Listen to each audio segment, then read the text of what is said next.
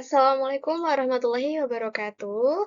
Selamat pagi teman-teman semuanya. Perkenalkan aku Alma Zahra dan di sini aku berkesempatan untuk bisa sedikit sharing ke kalian tentang keuangan dengan judul Money Talks, Remaja Bisa Atur Uang.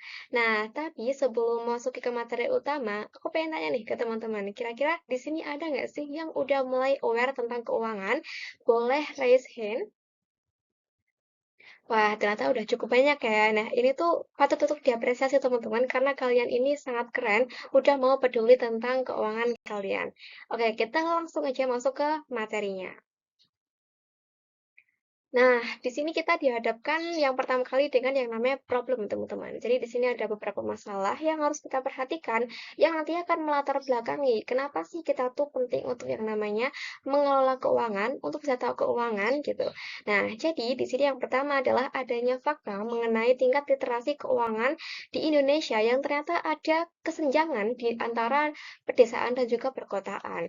Nah, kemudian yang kedua, ini adalah fakta bahwa banyak dari kita yang bisa untuk mencari uang, tapi belum bisa untuk mengelola keuangannya dengan baik gitu.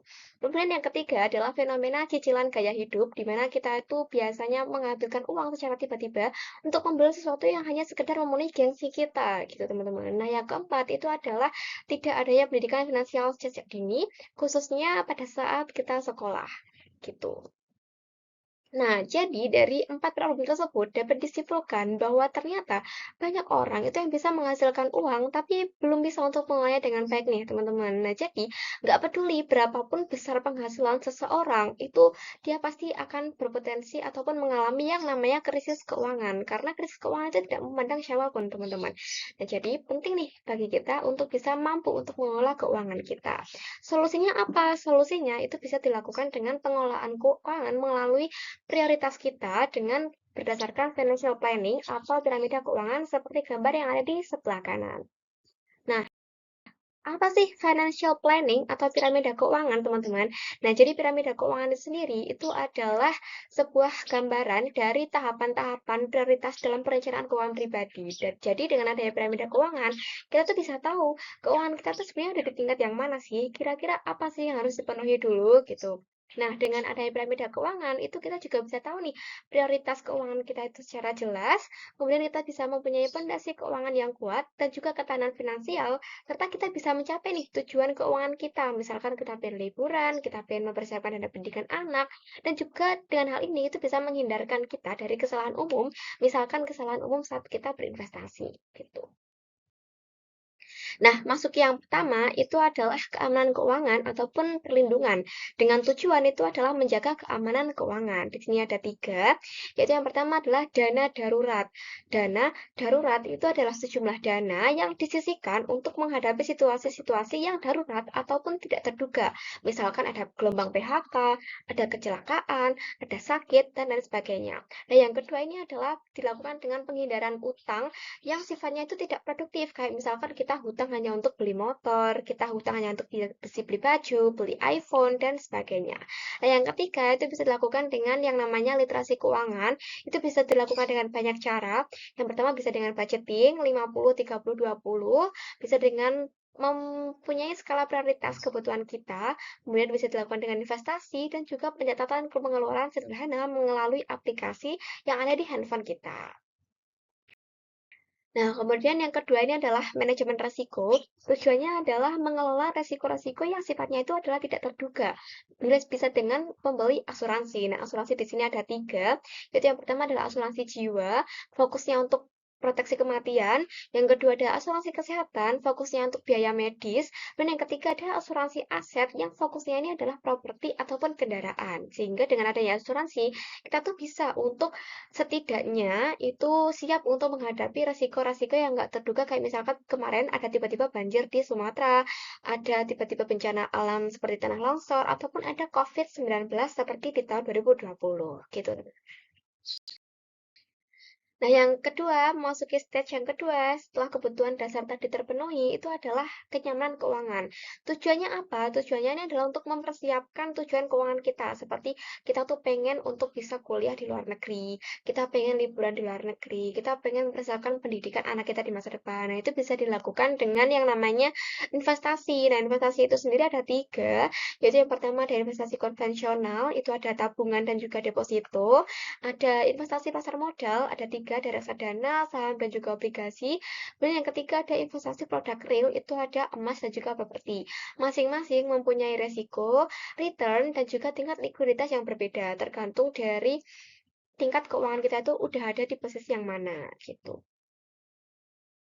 Nah, kemudian selain kita investasi, itu kita juga bisa untuk merencanakan pensiun kita. Itu sifatnya untuk jangka panjang ataupun nanti setelah kita pensiun gitu. Contohnya apa? Contohnya ada passive dan juga active income. Nah, untuk passive income itu bisa dilakukan dengan investasi kayak di saham dan sebagainya. Dan untuk yang active income itu bisa dilakukan dengan kerja kantoran ataupun kerja lain sebagainya gitu. Contohnya ada saham, P2P lending, surat utang, bisnis, waralaba, dan sebagainya. Nah, untuk kenyamanan ataupun rencana pensiun itu juga bisa dilakukan dengan banyak cara. Bisa dilakukan dengan properti sewaan, kayak misalkan sewa rumah, kos-kosan, ada dividen saham, deposito, reksadana, afiliator, ada royalti, ataupun bisa dilakukan dengan kursus online ataupun les online gitu. Nah, memasuki yang fase yang ketiga itu adalah distribusi keuangan. Itu adalah dilakukan ketika kita tuh sudah mencukupi apa yang menjadi dasar kita, ada dana darurat dan juga asuransi, kemudian sudah berinvestasi, dan yang ketiga ini adalah saatnya bagi-bagi uang tadi. Ada dua, yaitu yang pertama ada warisan, itu berarti harta benda atau sebuah aset yang ditinggalkan oleh seseorang yang sudah meninggal kepada ahli warisnya. Dan yang kedua ada filantropi, itu didefinisikan sebagai suatu kegiatan yang bentuknya itu adalah sumbangan, bentuknya sukarela untuk tujuan sosial ataupun kemanusiaan, kayak misalkan donasi ke panti asuhan ataupun relawan sosial ke tempat bencana gitu. Nah, kita sudah memasuki di tiga tahapan tadi. Ada tahapan dasar, itu ada dana darurat dan juga ada asuransi. Yang kedua ada kenyamanan, itu bisa lewat investasi. Dan yang ketiga adalah distribusi, bisa dengan warisan ataupun filantropi. Nah, mungkin di sini teman-teman ada yang mau untuk menyimpulkan nggak dari apa yang udah aku sampaikan tadi? Mungkin bisa ditulis di kolom komentar. Oke, sebagian udah banyak yang bener ya, dan ini aku seneng banget karena ternyata teman-teman memperhatikan apa yang aku sampaikan tadi dan bisa dapat poin dari apa yang aku sampaikan. Dan ya betul sekali dari apa yang udah aku sampaikan tadi itu dapat disimpulkan bahwa sebenarnya banyak banget faktor utama yang menyebabkan seseorang itu belum mampu untuk mengelola uangnya itu dengan baik meskipun mereka ini mampu untuk bisa menghasilkan gitu. Nah, oleh karena itu, piramida keuangan atau financial planning itu bisa hadir untuk bisa membantu kalian dalam melakukan perencanaan keuangan yang bijak sehingga nantinya ketika kita membangun masa depan itu finansial kita itu sudah sehat dan juga berkelanjutan. Nah, untuk presentasi kali ini akan aku tutup dengan sebuah quotes yaitu menghasilkan uang itu adalah keterampilan, tapi mengelolanya itu adalah seni yang akan menentukan masa depan kita. Nah, mungkin itu saja yang dapat aku sampaikan. Untuk teman-teman nanti yang ingin bertanya bisa disampaikan saat sesi tanya jawab, bisa dilakukan langsung melalui raise hand, atau bisa dituliskan di kolom komentar, nanti akan dipandu oleh moderator. Dan mungkin itu saja yang dapat aku sampaikan. Terima kasih atas perhatiannya. Aku tutup. Wassalamualaikum warahmatullahi wabarakatuh, dan akan saya kembalikan ke moderator. Terima kasih.